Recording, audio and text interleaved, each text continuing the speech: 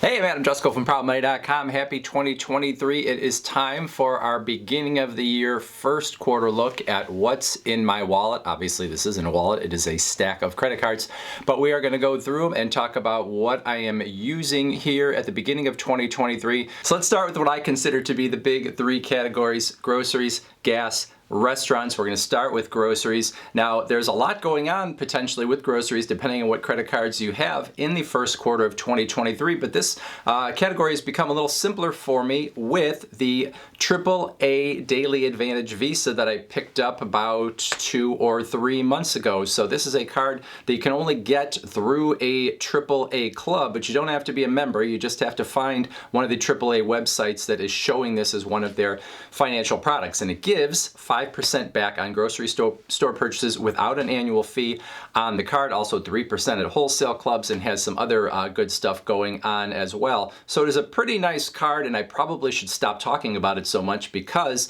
if too many people get it, they're probably going to pull back on these. But for now, 5% cash back on grocery store purchases without an annual fee. Now, normally, or at least in the past, what I would have used for grocery store purchases oftentimes was the American Express Blue Cash Preferred. Now, I'm an authorized user on this card. My wife uses this card as pretty much her primary card because she doesn't care a whole lot about credit card rewards, and so I had to, kind of push her to even get as far as I did. So this one's giving 6% back on US supermarket purchases on up to $6,000 per year. She uses this, and she probably does more of the grocery shopping than I do, but she uses this, and then it also has 3% on gas station purchases, 6% back on streaming services. So that's about as far as I can get her to go. Now, in addition, in quarter one, both the Discover It card and the Chase Freedom Flex card are offering 5% cash back, or 5 points per dollar in the case of the Chase Freedom Flex,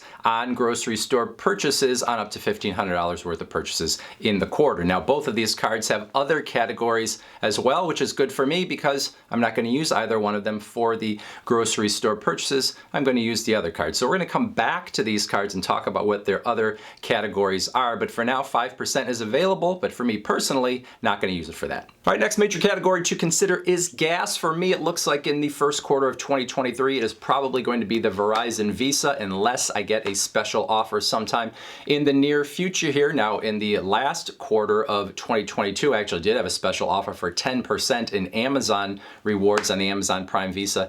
That has ended. So right now, 4% back in rewards on the Verizon Visa. Now, the downside to the Verizon Visa is if you aren't a Verizon customer, you're not going to really like the rewards probably too much on this card. But if you are a Verizon customer and you got to pay your Verizon bill anyway, you're going to earn rewards that you can use to offset the Verizon bill or to use toward a new phone through Verizon. And since I'm a Verizon customer, my whole family's on Verizon, will probably be this way for a little while. Works for me.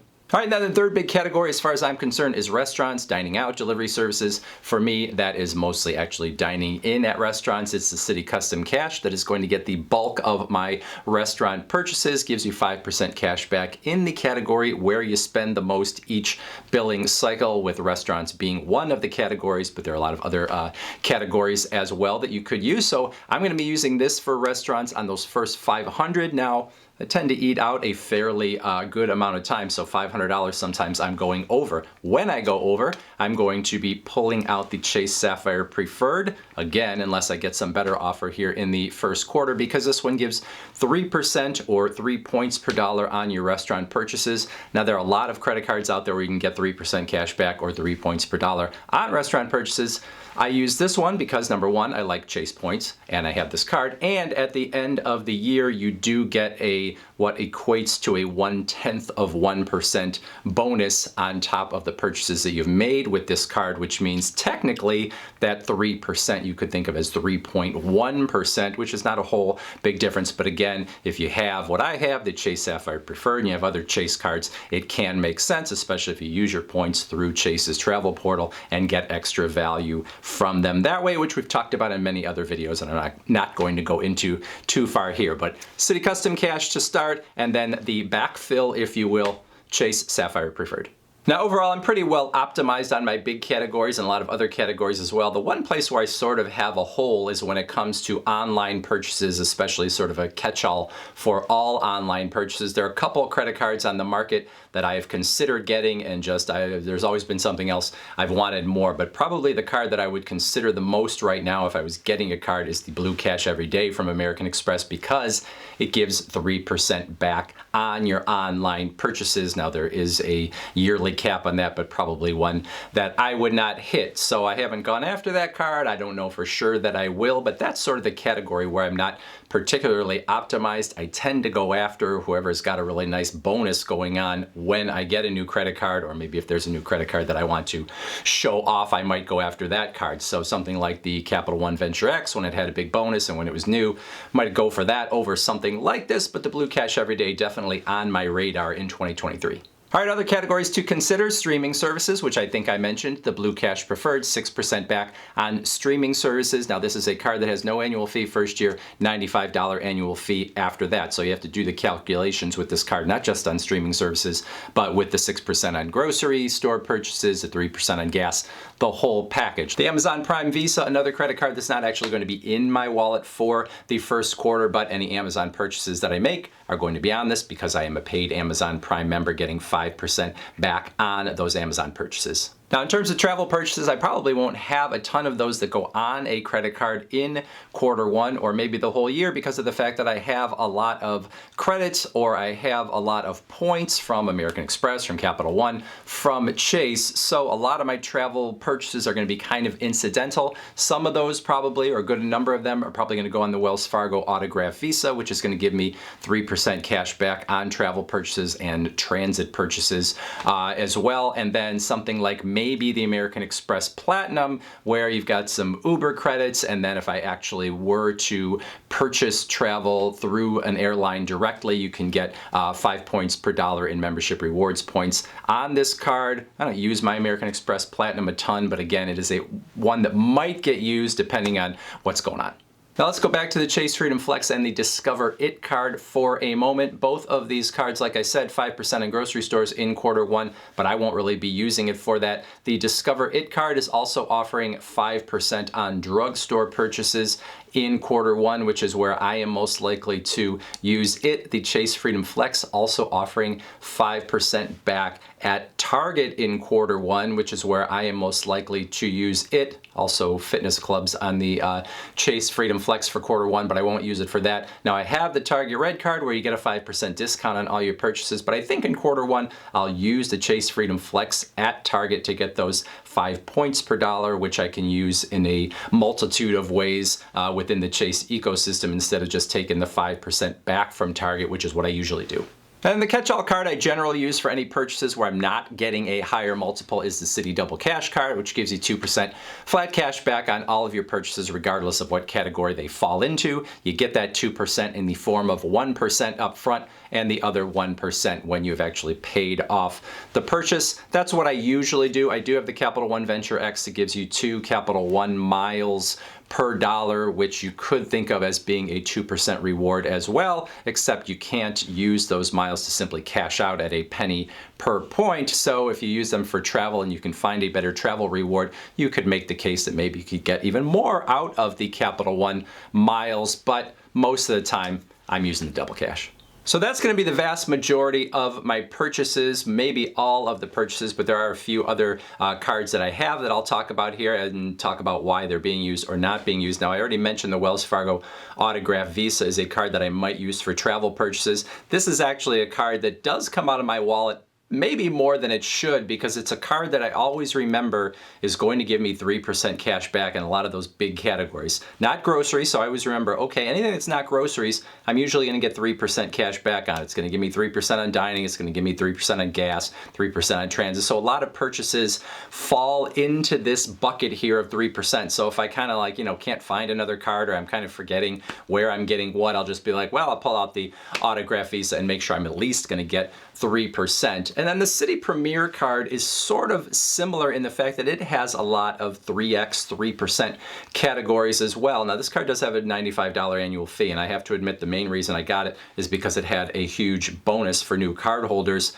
It gives you 3% in a lot of categories, but because I can get more, or at least the same in a lot of other ways, I don't always pull it out. And so City perhaps may be retooling the City Premier card into the City Strata Premier, although that is definitely not nailed down. But if they are retooling it, it may get more use out of me in the future. I hope that that is happening because right now I don't use it a whole lot. Now I already mentioned that I do have the Target Red card in my wallet, but I'm not going to be using that in the first quarter. Now we come to the Curve card, which I did a review on a little while back. This is one of those cards, and there have been a few of these on the market in the past, where they want you to put all of your other credit cards essentially onto this card, loaded onto this card, and you do it through a mobile app, and then you can use just the one card for all of your purchases, and then you can sort of tell the card, well, this purchase should go on that one, so I maximize the rewards there, and this purchase should go over here to maximize the rewards. But this card has a couple downfalls. Number one is the fact that it won't allow you at this point to put all of your cards on it, which means you then have this card and you have to remember which cards are on it and which cards are not on it. And also for me, I think I just do better if I just see the card and I think how I'm going to use any particular card versus having one card and then messing with it later on or setting up a bunch of rules, all that kind of stuff. So for me, if I miss out on some rewards because I got a purchase wrong, you know, my time is worth something too. So I'm going to make that decision when I make the purchase. I don't have a whole lot of desire to go back afterwards to try to, you know, accomplish an extra $3 or $5 or whatever because I got a purchase wrong. So the Curve card for me was a nice idea, and I thought I would try to use it more, and mostly I haven't. I do have the Apple credit card, which I never use, but you can get 2% on your purchases with the Apple card when you use Apple Pay, and then there are some places where you can get 3% back. If you actually use the physical card in a place, you're only going to get 1% cash back. I have a friend who is a super Apple devotee, and I was out to dinner with him recently, and he pulled out this card to pay for his part of the restaurant purchase, and I just went, oh, 1%, no, what are you doing? But hopefully he won't watch this video. Other cards I have that get no use, the Amex Everyday card, no annual fee card that earns American Express membership rewards points. The only reason I keep this card around is because it, in an earlier iteration, was one of the very first credit cards I have, or at least one of the first cards that is still open, and I like to keep it for credit score purposes because it's such an old account, but I don't ever use the card and don't really like it. And then finally, just for nostalgia purposes, I did let Capital One, as I said in an earlier video, close my Quicksilver credit card. I had not used it in forever, and they said if you don't use it, we are going to close it, which they did in December. I almost kept it open, not so much for credit scoring reasons or anything like that, but because I had this personalized version of me in an earlier Proud Money video put onto the Capital One credit card, and it was a little painful to let the account go, but I'll always have this card to remember it by. So for people that are into credit card rewards, for travel rewards in particular, my lineup often feels underwhelming to them. I'm okay getting 4%, 5% cash back in a lot of categories, or getting them in flexible points that I might use for cash back but could use for travel. A lot of people, if they're real hardcore about it, they want to go either for the Chase trifecta and get a lot of points that way to use for travel through transfer partners, or they go with American Express and get the platinum and get the gold, and they're willing to pay the big annual fees because they feel like they can use all the credits and all of that kind of stuff, and then they can also sort of do the travel redemption game of figuring out those sweet spots to get a really nice travel redemption. For me, it just kind of doesn't work out. I don't necessarily use all the credits. Sometimes I'll use the Uber credits, which are a big part of both the American Express Platinum and the American Express Gold cards. So you want to be able to max those out to sort of justify how much you're paying in the annual fee. And I don't really love American Express membership rewards points in terms of the value I see on a regular basis when it comes to travel. Now you might find those sweet spots, but oftentimes you might find yourself sitting on a big load of American Express points that you're having a hard time figuring out how to get good value of. And so that's been more my experience based on the travel that I do and how much work I'm willing to put into it. But for some people, it's totally the right way to go. I would love to hear what you're doing in Q1 of this new year. Put those ideas in the comments section below. Otherwise, I thank you for watching. And as always, please go to proudmoney.com, where we do credit card reviews and we talk personal finance, and we talk deals and all sorts of other fun stuff too. If you're not going to leave a comment or go to the website, probably now you should watch this video.